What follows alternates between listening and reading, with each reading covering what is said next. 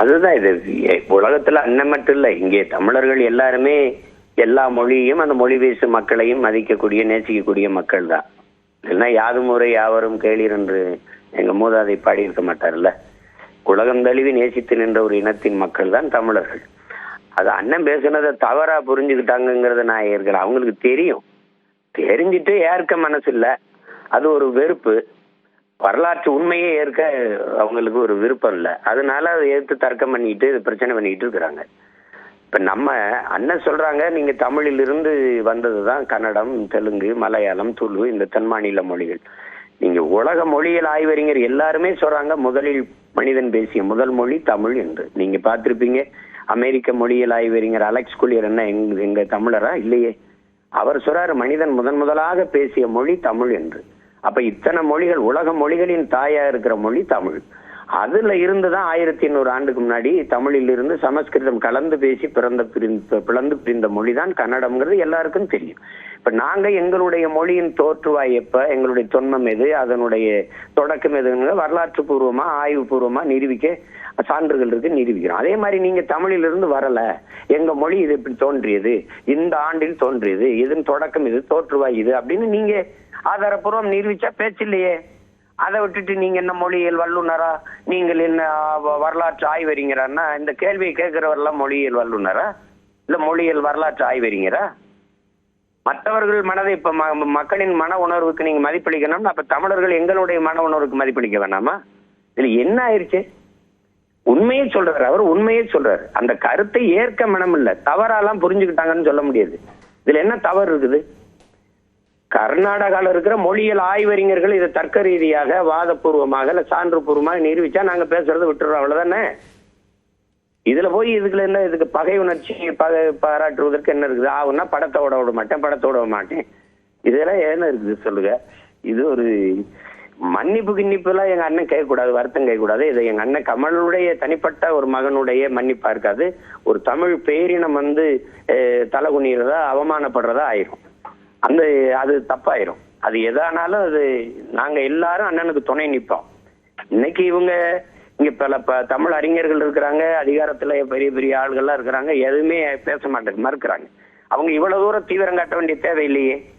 சான்று பூர்வமா இல்ல, இந்த மொழியிலிருந்து வரல, எங்க மொழி தனித்து தோன்றிய மொழி. நான் சொல்றேன், இறைவன் பேசிய மொழி என் மொழின்னு சொல்றேன் நான். மணி நெச்சி உமிழ் சங்கல் தளல் உரை சுடர் கடவுள் தந்த தமிழ்ங்கிறான்.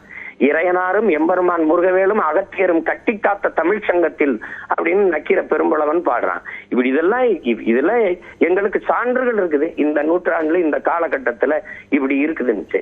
அப்ப நீங்க அது மாதிரி சான்று பூரா நிரூபிச்சா எல்லாரும் அமைதியாகிற போறோம், அவ்வளவுதானே. இதுல எதுக்கு இந்த பிரச்சனை? நீங்க அண்ணன் கேள்வி கேட்கிற, சரி நீதிபதி கேள்வி கேட்கிறாருன்றாங்க, இவர் என்ன மொழியியல் வல்லுநரா? நீங்க என்ன மொழியியல் வல்லுநரா சொல்லுங்க? நீங்க மொழியியல் வல்லுநரா இல்ல மொழியின் வரலாறெல்லாம் நீங்க படிச்சு வந்துட்டீங்களா? இந்த கேள்வி நீங்க எப்படி கேட்குறீங்க? இல்ல வரலாற்று ஆய்வறிஞர் தொல்பொருள் ஆராய்ச்சியாளரா நீங்க? எப்படி இது? நீங்க வரலாற்றை மறைக்கிற நீங்க எங்க கிட்ட மன்னிப்பு கேட்கணும். எங்க அண்ணன் கமல்கிட்ட நீங்க மன்னிப்பு கேட்கணும். ஆமா தவறுதான், நாங்க கோவப்பட்டது தவறுன்ட்டு. அவரே மன்னிப்பு கேட்க சொல்றேன். நீங்க அவர் தனி மனிதன் நினைச்சிட்டு இருக்கேன். நீனா அவர் தனி மனிதர், அவர் மன்னிப்பு கேட்டணும் அப்படின்னு ஒரு அடையாளம். அவர் தமிழ் பேரினத்தினுடைய கருத்தை சொல்றாரு. அவர் கன்னடர்களை கன்னட மொழியை அவமதிக்கணும்னு சொல்லல, தமிழிலிருந்து வந்த மொழிதான், தமிழின் குழந்தை தான் கன்னடம்ங்கிறார். கன்னடமும் கடிதலுங்கும் கவின் மலையாளமும் துளுவும் உன் உதிரத்தில் உதிர்த்ததுவேன் தமிழ் தாய் வாழ்த்துல பாட்டுல இருக்க. திரு சீமான், இப்போ மன்னிப்பு கேட்பதுதான் ஒரே வழியாக இருக்க முடியும் என்று நீதிபதி கருத்து தெரிவிக்கிறார். அதுல நிபந்தனையற்ற மன்னிப்பு கேட்க வேண்டும் என்று குறிப்பிடுகிறார். நீதிபதி தான் சொல்றாரு. இதே மாதிரி நீதிமன்றம் தான் சொல்லுது 815 டாஸ்மாக் கடையில திறந்துக்கலாம்னு. அந்த நீதியை மதிக்கிறீங்களா? அப்படி 8 சக்கர வாகனம் உள்ள பாறை உந்துகள்ல 700 பாறை உந்துகள்ல மலையை வெட்டி மணலா கொண்டு போகலாம், கல்லா கொண்டு போகலாம்னு நீதிமன்றமே சொல்லுது. இந்த நீதியை நீங்க மதிக்கிறீங்களா, எதிர்க்கிறீங்களா? ஏற்கிறீங்களா, எதிர்க்கிறீங்களா? நீதிபதி இந்த நீதிபதி சொல்றது. அவர் மொழியில் ஆய்வறிஞரா நாங்க கேட்டா பதில் வச்சிருக்காரு? இல்ல அந்த நீதிமன்றம் வரலாற்று பூர்வமா அந்த மொழி எப்ப தோன்றுதுன்னு அப்படி தீர்ப்புல படிக்குமா? படிப்பாரா அவரு? நிபந்தனையற்ற மன்னிப்பு என்ன கேட்கணும்? நீங்க நிபந்தனையற்ற மன்னிப்பு நீங்கள் என் தாய்மொழியில இருந்தா உன் தாய்மொழி வந்தது வரல நிரூபிச்சுட்டு கேட்க சொல்லும் மன்னிப்பு. நாங்க எல்லாருமே கேட்கிறோம். அவரையே நீ குறி வைக்கிற? ஒரு நடிகன் பயந்துக்கிடுவாரு படம் ஓடலைன்னா. படம் என்ன நீ பார்க்கலைன்னா உலகத்துல 13 கோடி தமிழர் இருக்கான். ஒவ்வொருத்தனும் பார்த்தா படம் பயங்கரமா ஓட போகுது, அவ்வளவுதானே? என்னது நீ பார்த்தா தான் எங்களுக்கு பணமா? சொல்லு. நீங்க தான் எங்க படத்தை எல்லாம் பார்த்து எங்களை வாழ வச்சுக்கிட்டு இருக்கீங்களா? நாங்க எவ்வளவு மாண்போட KGF 1, 2 இந்த காந்தாரா இந்த படத்தை எல்லாம் தமிழர்கள் கொண்டாடி எத்தனை கோடி வசூல போய் உங்களுக்கு பெற்றுக் கொடுத்தோம். அப்ப தமிழனுடைய பேரன்பும் பெருந்தன்மையும் எவ்வளவு கேவலமாப்படுத்த எவ்வளவு இழிச்சவாத்தனமா இருக்கு பாருங்க. இந்த மாண்பு உனக்கு இல்ல, அது தமிழனுக்கு மட்டும்தான் இருக்கணும். எப்படி இருக்கு? தொட்டதுக்கெல்லாம் ஒரு படத்தை ஓட விட மாட்டாரு. ஆனா அமெரிக்கால இருந்து வர படம், சைனால இருந்து வர படம் நாடெங்கும் ஓடும். தமிழன் எடுத்து விடுற படத்தை இவர் கர்நாடகால ஓட்டிட மாட்டாரு. ஆனாலும் நாங்க இந்தியர்கள். எப்படி இருக்குது? ஒருத்தர் பேசுறாரு, என்னையா அது அப்படின்னு. மொழியியல் ஆய்வறிஞரை வச்சு தர்க்கம் பண்ணுவா, விவாதி, சான்று கூட நிரூபிச்சுட்டு போ. உன்னை யாரு கேட்டது?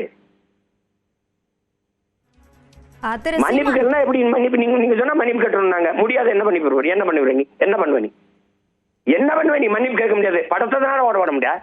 படத்தை தானே ஓட விட மாட்டேன். வேற என்ன பண்ணுவ? வேற என்ன பண்ணுவ நீ?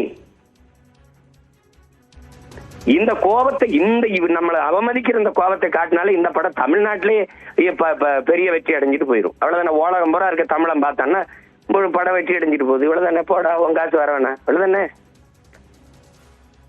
கர்நாடகாவுக்கு தமிழன் பார்க்க மாட்டானா?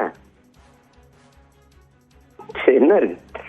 சும்மா இது ஒரு ஆகுன்னா ஒரு சின்ன பிள்ளை சண்டை மாதிரி. உண்மையை ஏத்துக்கிற, வரலாற்றை ஏத்துக்கிற உங்களுக்கு மனது இல்ல. தமிழர்ன்றாவே ஒரு அருவருப்பு, ஒரு பகை உணர்ச்சி.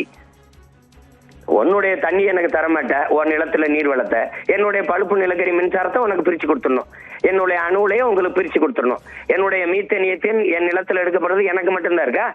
இந்தியாவில எல்லா மாநிலத்துக்கும் நான் பிரிச்சு கொடுத்துடணும். என்னுடைய வளம் எல்லாருக்கும் பொதுமையா இருக்கும். உங்க நீர் வளம், உங்க நில வளம் உங்களுக்கு மட்டுமே இருக்கும். அப்ப தமிழன் மட்டும்தான் இந்திய, நீங்க எல்லாம் கன்னடர்கள், நீங்க எல்லாம் அப்படி அவங்க மாநில மக்களாவே இருந்துருவீங்க. எப்படி இருக்கு இது? எப்படி இருக்கு இந்திய ஒருமைப்பாடு, இந்திய இறையாண்மை, தேச ஒற்றுமை? எப்படி? அந்த நீதியரசருக்கு தான் நீதிபதினு சொல்றேன். நீ கமலஹாசன் ஒரு நடிகர், ஒற்றை மனுஷன் நினைச்சிட்டு இருக்காத. அவருக்கு பின்னாடி பல கோடி தமிழன் நிக்கிறாங்கிறத கவனத்தில் வச்சுக்கிட்டு நிபந்தனையற்ற அவந்தனையற்ற அதெல்லாம் கைவிடணும். சும்மா தேவையெல்லாம் போயிட்டு கூடாது. அதே மாதிரி நாங்களும் பின் விளைவு காட்ட ஆரம்பிச்சோம்னா ஒன்னும் நடக்காது, இயங்காது, நாடு உறைஞ்சு போயிடும். பாத்துக்கணும்.